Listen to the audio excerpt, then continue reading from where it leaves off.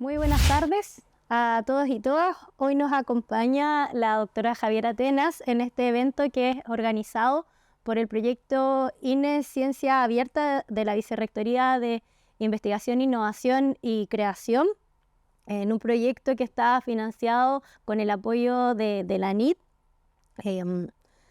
y también en colaboración con la Universidad Central, con quien hemos trabajado de forma colaborativa en este proyecto para hacer posible que Javiera estuviese acá, que nos visita desde Inglaterra.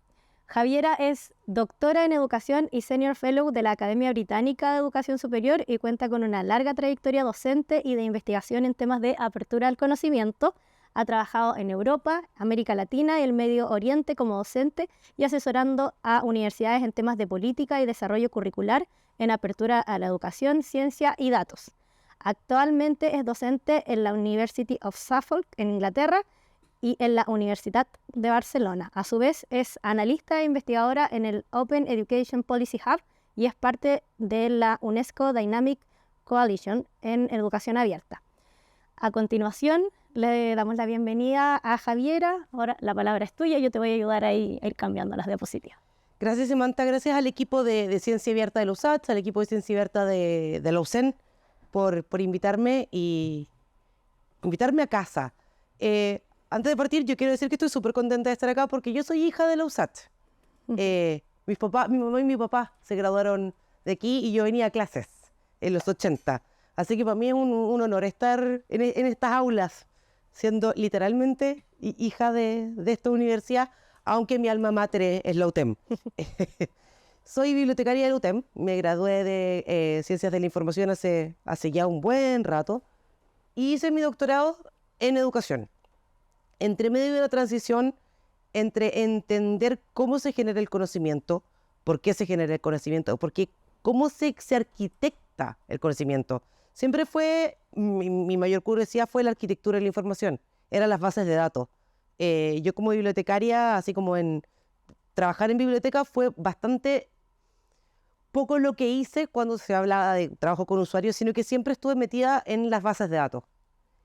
Y hice el doctorado en educación pensando en que a mí me interesa ver cómo se crea conocimiento, cuál es el valor del conocimiento en la sociedad, más que cómo se generan infraestructuras técnicas.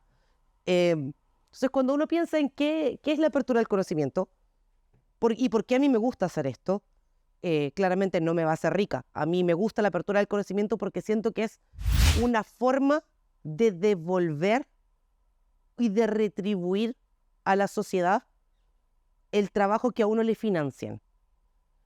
La apertura del conocimiento es bastante amplia. Obviamente hay movimientos paralelos que, como en toda familia, se encuentran, se desencuentran, tienen principios distintos, pero también los pueden cambiar. Entonces, es un proceso bastante joven, entre comillas. Son movimientos bastante nuevos, pensando en la declaración de Budapest o pensando en la declaración de Cape Town, 2002, 2004, 2010. Y hay un paraguas que obviamente a quien lo encuentre bajo la lluvia también va a tomar un paraguas distinto y también hay discusión de quién tiene este paraguas, ¿no?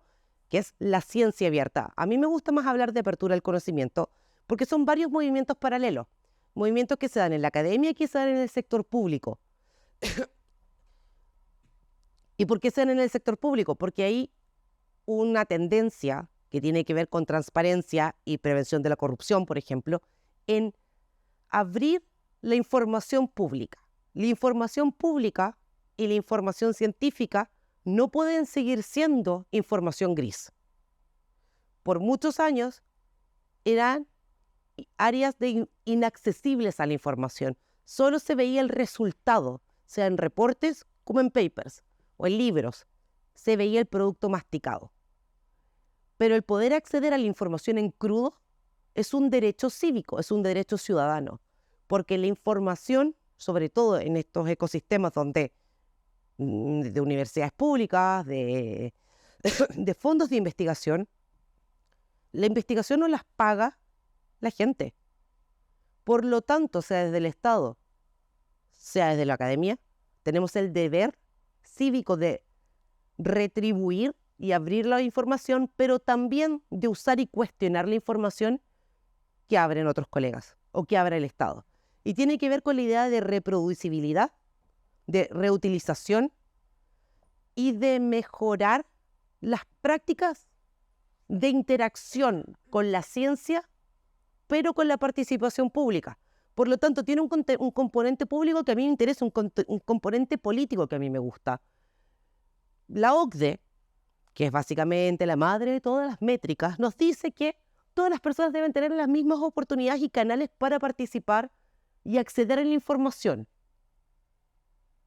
Pero cuando hay un grupo que es analfabeto funcional y otro grupo que entiende cómo analizar datos, tenemos una brecha de participación que es súper importante. Y tiene que ver, por ejemplo, y eso es lo que ha hecho o generado todas estas instancias de desinformación. Cuando la gente no puede leer información, cuando la gente no sabe de dónde viene la información, le cree a cualquier cosa. A cualquier santo le reza. Y en épocas de desesperación o de río revuelto, digamos, a nivel político, es donde la gente cae en trampas de manipulación. Entonces, el proceso de la apertura del conocimiento es más allá de escribí un paper, ahí te lo dejo, léetelo. Tiene que ver con la participación cívica, tiene que ver con la participación ciudadana, tiene que ver con la ciencia abierta, tiene que ver con generar ecosistemas donde la retribución es más de te devuelvo, sino que tiene más que ver como a nivel filosófico con la justicia contributiva y la justicia retributiva a nivel de sociedad. ¿Información es poder? Sí. ¿Datos son poder? Sí. Y cuando esa brecha se amplía, volvemos a lo que yo les contaba un poco a los colegas bibliotecarios, que la brecha entre quien toma decisiones a nivel de política pública que se hacen con los datos, a nivel de ciencia, está acá. Y los grupos que no participan son un objeto de estudio. A mí me gusta mucho la analogía, y si quieres moverte un poco para empezar a pensar, la analogía como parafraseando a Les Luthiers. Les Luthiers decía que todo aquel que nace pobre y feo tiene muchas posibilidades de morirse pobre y feo. En la sociedad datificada, en la sociedad donde vivimos, el que nace pobre y feo tiene muchas posibilidades de convertirse en un mero set de datos. Los van a estudiar desde arriba. No van a participar. No se les escucha, pero se les deja en su rincón.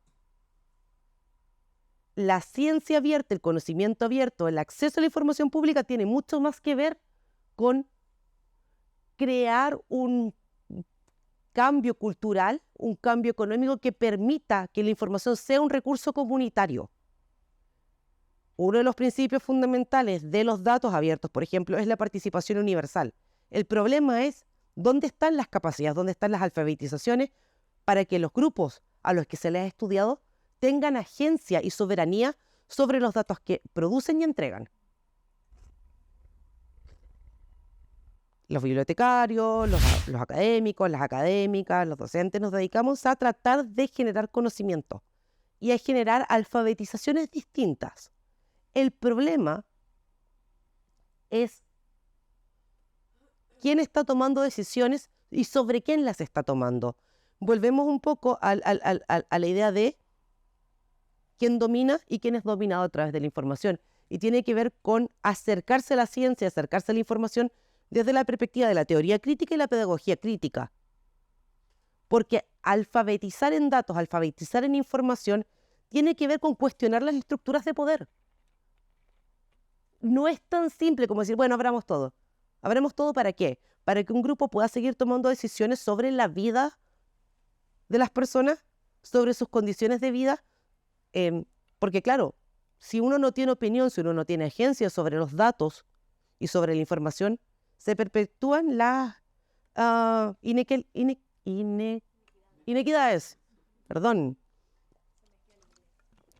Cualquier cosa se mezcla. A esta altura se mezcla cualquier cosa. ¿Si puedes avanzar un poquito? La madre ya de esta historia tiene que ver con el derecho del acceso a la información pública. Toda información que se genere con fondos públicos debe ser accesible para máquinas y personas a través de canales transparentes. Eso es lo que dice la Ley de Información Pública. Chile tiene una ley. Por lo tanto, no puede haber una separación entre Estado y academia, sobre todo en la academia pública. Porque si se financia con fondo público, se abre. Punto. Ahora, ¿se abre para quién?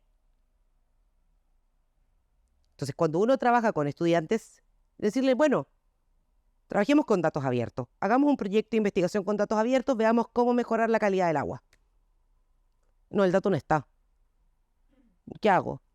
Le escribes una carta, llenas un formulario y pides un acceso a la información pública. Es tu derecho ciudadano. Bueno, se hizo el proyecto, se consolidaron los datos, se logró con... Bueno, ¿y ahora qué hago?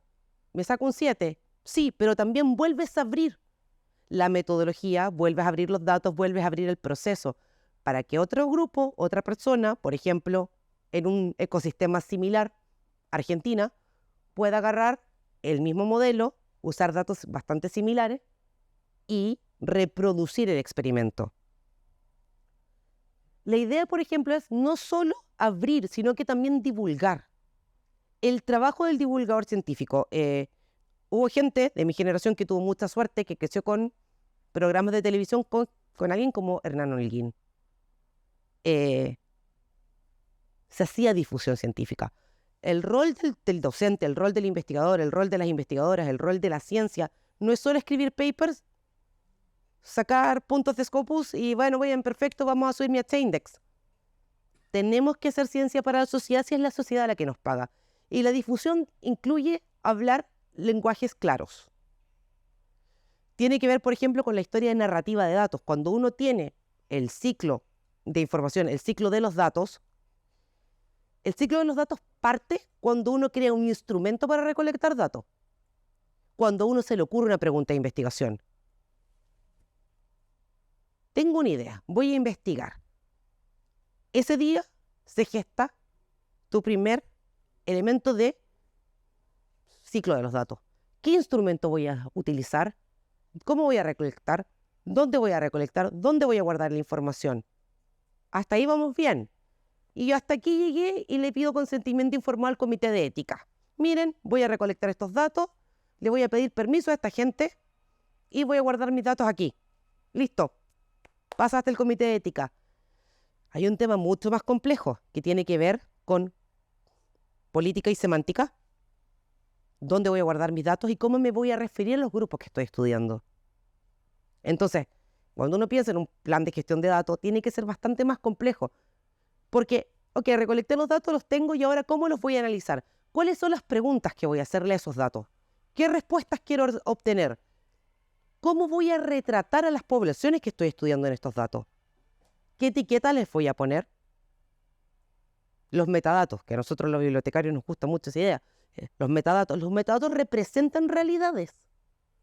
Entonces, si yo etiqueto a un grupo vulnerable llamándolo de manera denigrante, y si uno lee los datos de las primeras publicaciones en estadística, por ejemplo, en Estados Unidos, cuando se hablaba de redlining, la forma en que se referían a las poblaciones afroamericanas era súper denigrante. El lenguaje genera realidad, y eso lo sabemos, pero también perpetúa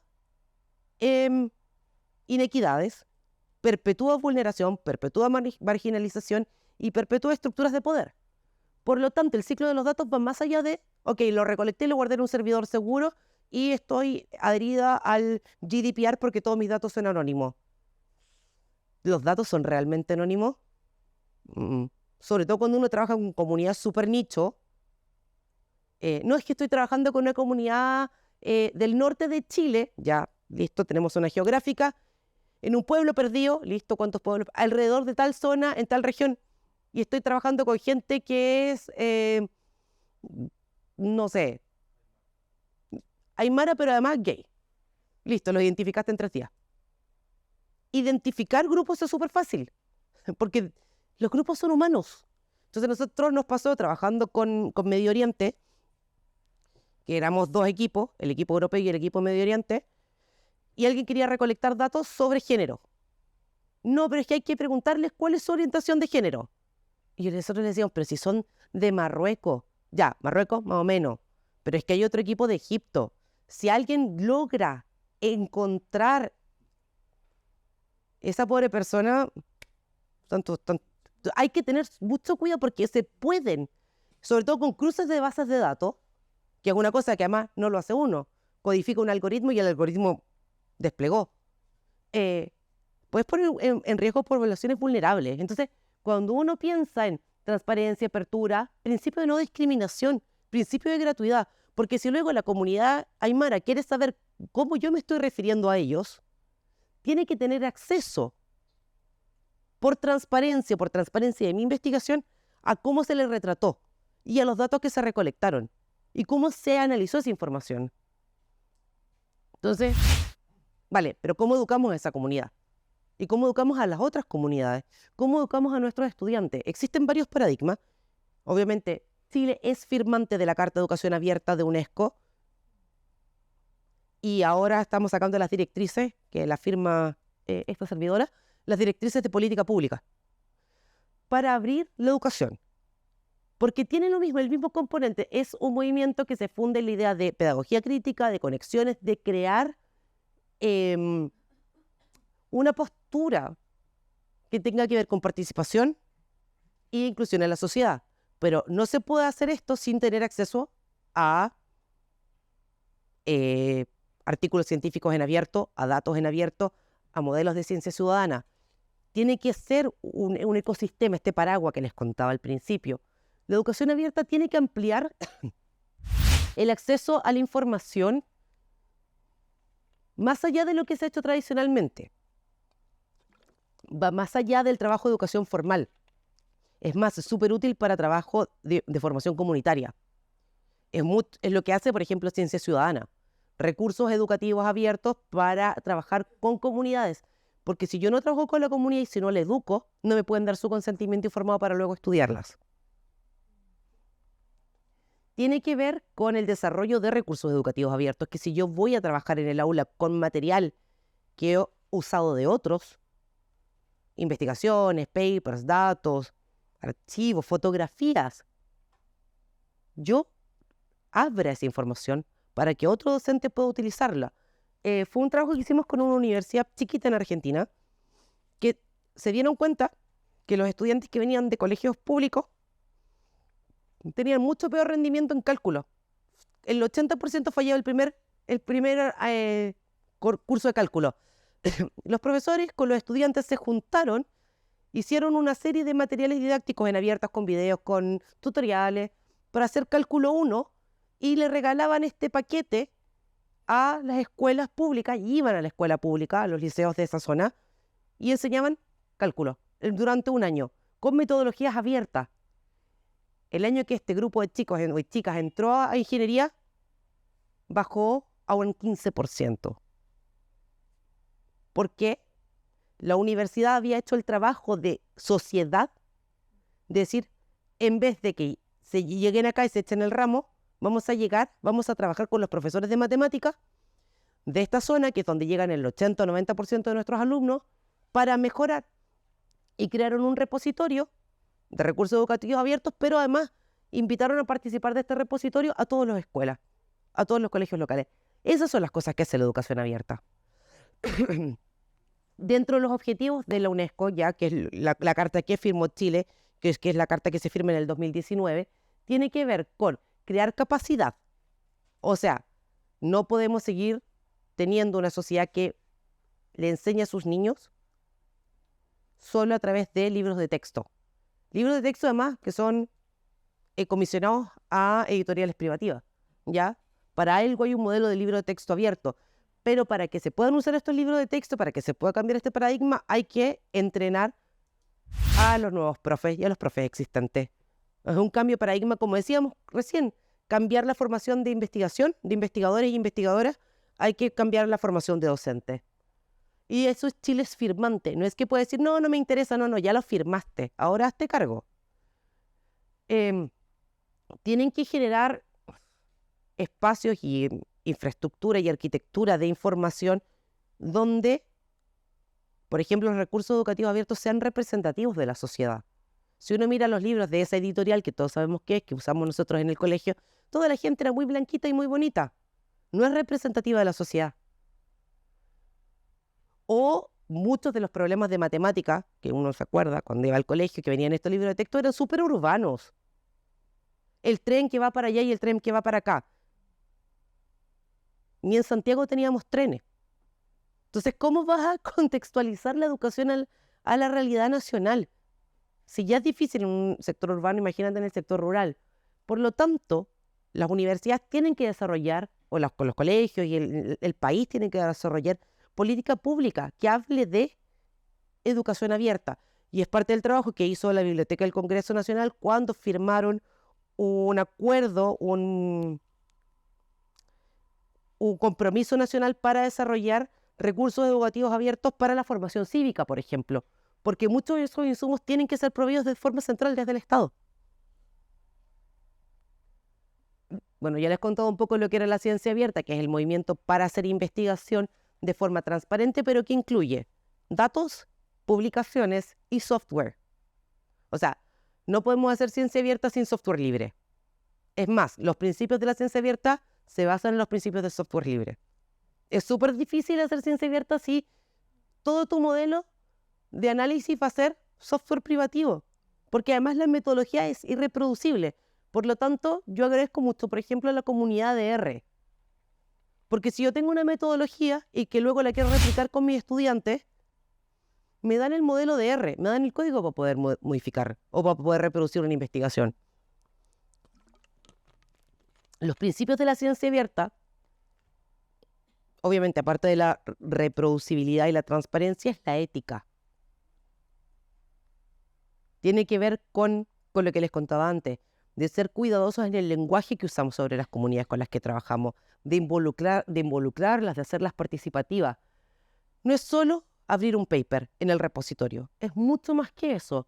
Es practicar ciencia, por ejemplo, con cuadernos abiertos, abrir los cuadernos de laboratorio, para que venga otro profe, use el cuaderno de laboratorio y replique. Tiene que ver con difundir la ciencia, con participar, pero además comunicar de forma efectiva el conocimiento científico. Que no se quede en ese lenguaje que solo un grupo de privilegiados lo puede entender. Es como dar la misa en latín y de espalda. No podemos hacer eso. Hay que acercarse a las poblaciones y hay que hacer que la ciencia se disemine de forma tal que una persona de calle la pueda entender. Si no, la dejamos a merced de los grupos que tienen intereses económicos para que les desinformen. Y es un poco lo que pasa con las vacunas.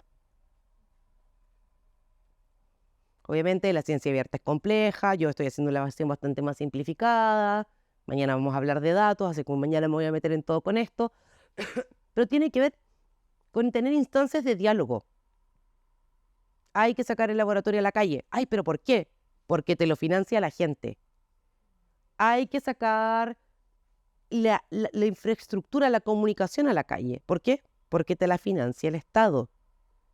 Y eso permite, por ejemplo, que haya mucha más auditoría pública sobre la ciencia y que se mitiguen tanto los sesgos que vienen en esta infraestructura como los conflictos de interés. Porque, obviamente, cuando tienes que transparentar tus procesos de investigación, ya sabemos quién te paga. El acceso abierto, yo creo que la cosa se responde sola, es otra parte, o es otra rama del movimiento de conocimiento abierto, que es básicamente abrir investigaciones en formato de output. No es el input, que es la ciencia abierta, este es el output, es la salida. Es comunicación de los resultados. Y ahí tiene que, en general se habla de proceso de revisión por pares, procesos bastante estándares dentro del trabajo de ciencia. Solo que aquí entra en juego toda la maquinaria editorial, es que el Golden, que el Green, que el no sé qué. Lo primero que tenemos que tener claro, todos los que hacemos investigación, es que el preprint es nuestro. Hasta el preprint es todo nuestro. Por lo tanto, para eso están los equipos de bibliotecas que son maravillosos, que nos permiten subir el preprint con la licencia que decidamos nosotros. Y ya luego empieza todo el tema de interés y los temas de partnership y alianzas y cómo subir y bajar y comprar y entrar a los programas de acceso abierto de las grandes editoriales. Pero eso realmente es harina de otro costal, porque si me pongo a hablar de dominación y grandes editoriales, nos vamos mañana y no es la idea.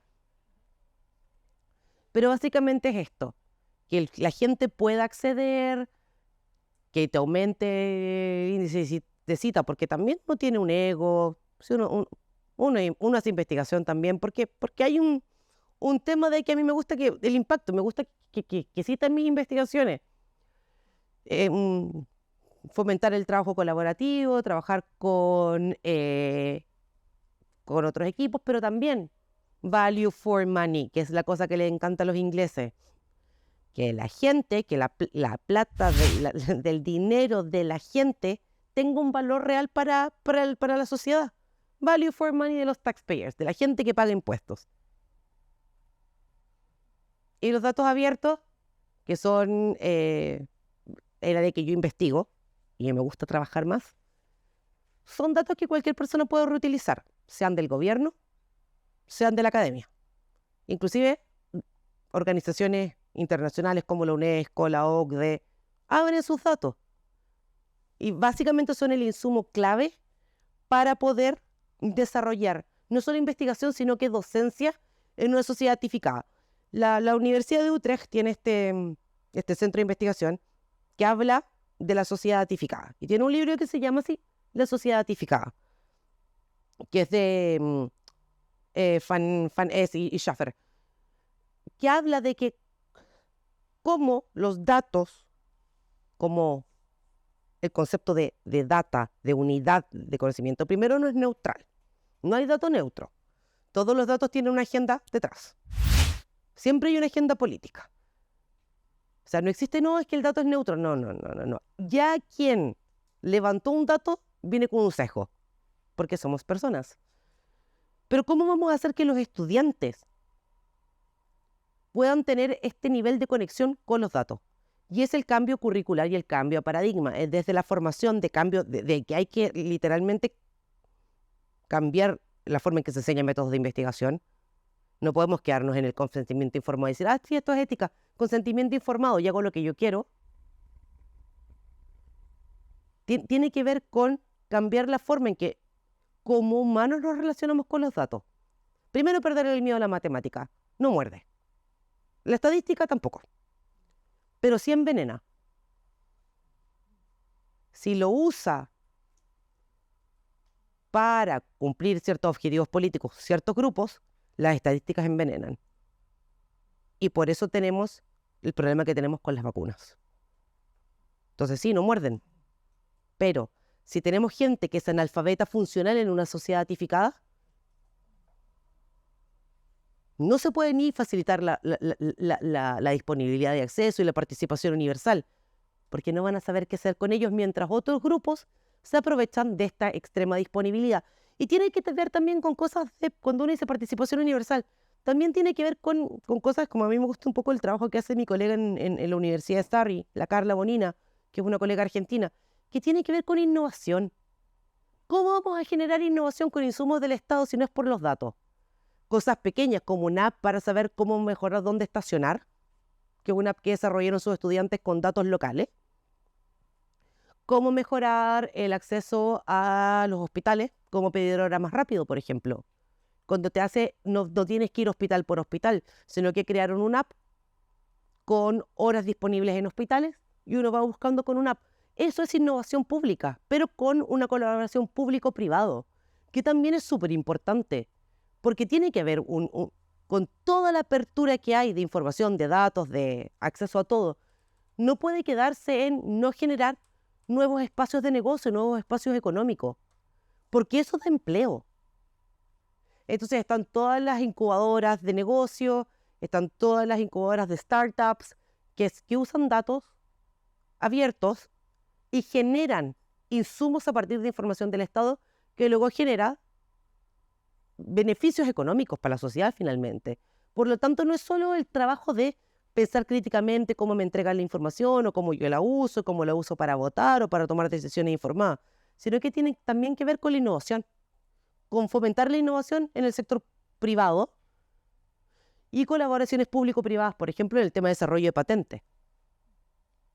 Porque no podemos esperar que la universidad solucione todos los problemas. Tiene que haber una colaboración entre el sector público y el sector privado. Cuando hablamos de datos, y un poco lo que hablábamos con los colegas de las bibliotecas un poquito antes, tienen que ser accesibles, tienen que promover estándares. No podemos seguir teniendo repositorios de datos que no están estandarizados, porque les explico el desorden.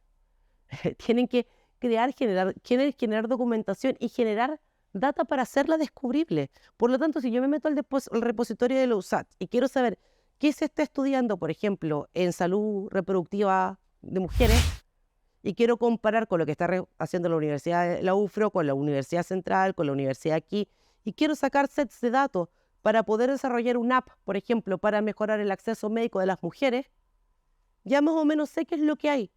Pero si los repositorios no se hablan y no puedo encontrar la información, nunca voy a poder desarrollar ninguna iniciativa creativa, por ejemplo. Entonces, un poco para ir cerrando y para abrirles la puerta a ustedes, porque yo literal que llevo hablando un buen rato, la participación abierta es la clave en la apertura del conocimiento. No es entregar, sino que es redistribuir. Y redistribuir para que se fomente la participación pública, se fomente la participación en la ciencia, pero también se fomente la idea de que se puede generar espacios de desarrollo económico a través de la apertura del conocimiento. Y con esto yo quiero cerrar y darles las gracias. Quedo para preguntas.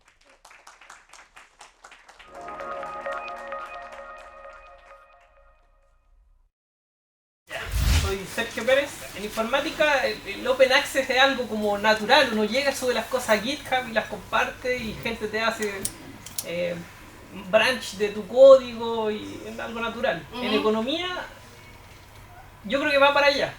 Hay muchos datasets abiertos, muchos papers que suben su completo desarrollo. Pero aún así yo escucho a gente, compañeros, profes, que dicen, no, este dataset es mío, no te lo pienso mandar porque aquí yo quiero generar un par de papers, por lo menos algo. ¿Cómo romper esa dureza de Eso no lo va a resolver el mandato, que te va a decir, cuando publique, me sube los datos. Pero... No, en serio. No, hay un mandato. Y van a haber mandatos cada vez más de la gente que financia fondos de investigación, por ejemplo, para nosotros los Leverhulme y cualquier otra fuente de IRGC, cualquier otra fuente de financiación para mi proyecto de investigación me dice, perfecto, el output, el reporte, los datos y los papers, todo en abierto. Si no, no le damos la plata. Así que parte te la va a solucionar el mandato. En parte se va a solucionar con que muchas revistas ya no están aceptando papers sin que vengan los datos porque hay que contrastar la información. Y lo otro es que se va a convertir en una cosa bastante más natural. Pero claro, yo no subo los datos antes de que yo publique el paper. O sea, tampoco uno está para dispararse en el pie en esta cosa. Pero cuando uno publica el paper, lo publica con los datos. Y que en las mismas postulaciones también ahora se están solicitando como tu estrategia, tu ruta para que dejes abiertos los datos de tu investigación. Pero ahí dejé abierta otra mini pregunta. Por ejemplo, en las tesis de pregrado, hay una tesis maravillosa de pregrado que vi, que un amigo en realidad que la hizo, le costó mucho conseguir información y la sacó de varias fuentes de datos y él sí que ya no, dice, mis datos yo no los voy a compartir, aquí me lo han pedido los profes, pero yo no los voy a soltar. ¿Cómo puede ahí atacar? Porque ahí ya fue como, lo veo más complicado porque no hay dinero de por medio, pues hay una titulación de por medio. Hay una titulación de por medio y ahí las negociaciones, hay que tu amigo aprenda a negociar. Abramos los datos, pero me incluyes en el grupo de investigación. Sí, también lo que decíamos, los datos son insumo básico. Y uno tiene que tener el espacio para poder discutir. Y también es válido que los estudiantes digan, no, yo no lo voy a abrir. Si es que no hay una forma de que la universidad me proteja esos datos. Es que tiene... Sí, tampoco... ¿Había un colega ahí al fondo? ¿Sí? Hola, Juan José Berger, de la Universidad Autónoma. ¿Cómo ves el acople o el desacople de una política de acceso abierto con la crisis institucional que tenemos en América Latina en términos generales? Justamente lo menciono porque tenemos dificultades para poder instalar este tipo de políticas en el fondo, porque todavía estamos en un proceso de estructuración institucional, de negociación permanente sobre institucionalidades que me imagino que están resueltas en otros lugares. A ver, la pregunta es, doña pregunta. Partamos por eso. A ver, yo te voy a contar la forma en que la resolvieron en Europa. Mandato. Es que el mandato es muy práctico. Si es con fondo público, hay que abrirlo. Y eso es una norma. Y es una norma a la que se tienen que atener todas las instituciones que tienen fondo estatal. Sea empresa, sea mix con Estado, como colaboración Estado privado o universidad. Yo no te financio si tú no abres. Punto. No quiero abrir. O sea, nosotros la regla en mi universidad anterior, en la que estoy ahora, bueno, más o menos la cosa se ha relajado. No se ha relajado porque no se ha relajado, pues seguimos con mandato, pero era que si tú no depositabas en 3 meses después de la aceptación del paper, no podías pedir progreso académico. Así.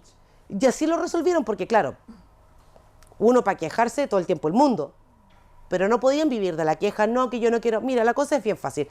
Se equipara progreso académico con REF, que es el Research Excellence Framework, que es al que nos someten a todos los que trabajamos en Inglaterra, y con otras métricas, y decir, bueno, no deposita.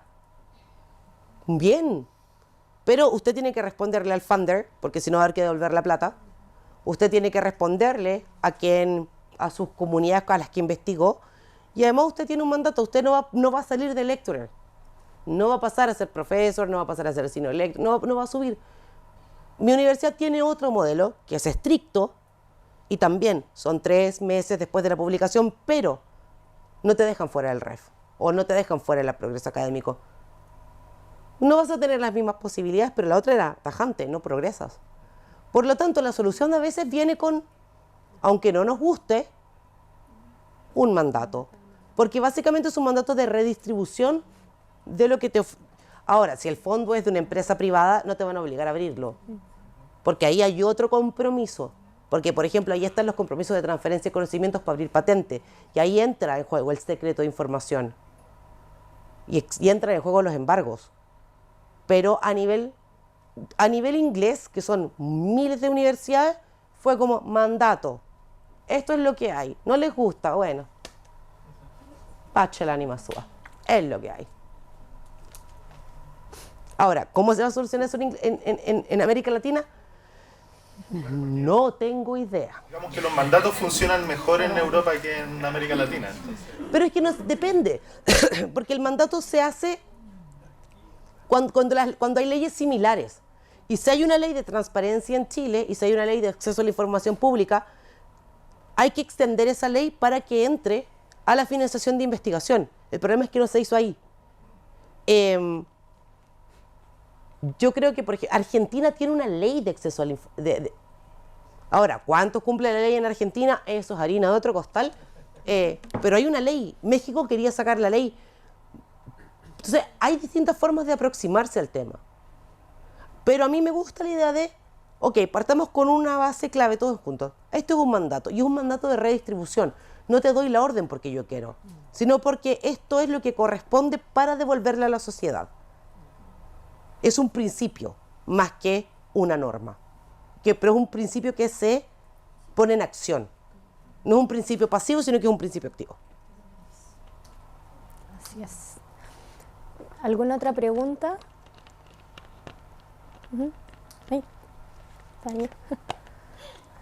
Voy a aprovechar la pregunta. Mencionando todo lo que tiene que relación con la ciencia abierta, ¿cómo nos podría, orientar a los que trabajamos apoyando la investigación? ¿Cómo nosotros podemos apoyar o incentivar la apertura del conocimiento desde la academia, en la academia? ¿Cómo podemos, sabemos que el mandato es algo primordial, lo necesitamos, ya prácticamente lo tenemos, pero ¿qué viene ahora? ¿Cómo nosotros podemos ser parte de esa máquina? Me gusta la idea a mí de sensibilizar usuarios, que está la formación, pero también está la sensibilización. Y eso tiene que ver con una estructura de la universidad, por lo tanto la responsabilidad no recae en un individuo, recae en la comunidad. Entonces están los grupos de champions, están los grupos de bibliotecarios, están los grupos de investigadoras, están los grupos de estudiantes, donde se sensibiliza en el valor del tema. Y que haya espacios y arenas, como lo que tuvimos hace un rato, que sean espacios seguros para poder discutir esto de forma abierta, donde nadie sabe que va a salir perjudicado o trasquilado desde esa conversación. Pero no lo podemos hacer uno a uno. Tiene que ver con la formación desde métodos de investigación, desde ir a hablar con los estudiantes, desde promocionar que, por ejemplo, las bibliografías de los cursos se hagan cada vez más en abierto, en vez de invertir un montón de dinero en artículos que nadie va a leer, es tener esta conversación y decirle, ok, vamos a mirar qué es lo que se ha publicado en abierto, qué es lo que tiene cielo, qué es lo que se ha publicado en tu propio idioma. Qué es lo que tiene cielo, qué es lo que tienen estos grandes repositorios de acceso abierto para generar parte de las bibliografías de los cursos, por ejemplo, las listas de lectura de los cursos, que es un poco lo que también hacemos nosotros, porque si no la biblioteca tiene un gasto importante entre el repositorio, la compra de libros, la compra de esto, pero nadie se hace cargo de cómo generar un ecosistema sustentable también. Y tiene que ver con eso, no es responsabilidad tuya como Tania, es responsabilidad colectiva y tiene que haber una voz que diga, ok, vamos a sensibilizar. Y una vez que el grupo ya está sensibilizado, se puede empezar a hablar de alfabetizaciones. Si no, el golpe es muy duro. Sino que, bueno, mandato y alfabetización. Y uno queda como, ay, ¿por qué? ¿Qué hice yo? Tiene mucha relación con lo que mencionabas anteriormente, que las unidades trabajaban por separado y costaba mucho después unificar este diálogo. ¿Cómo podemos fomentar eso? O sea, no sé qué solución dieron allá en Inglaterra, si se solucionó solo con el tiempo, después ya comenzaron a trabajar comunitariamente. Se dio solo cuando se dieron cuenta, cuando les llegó la cuenta.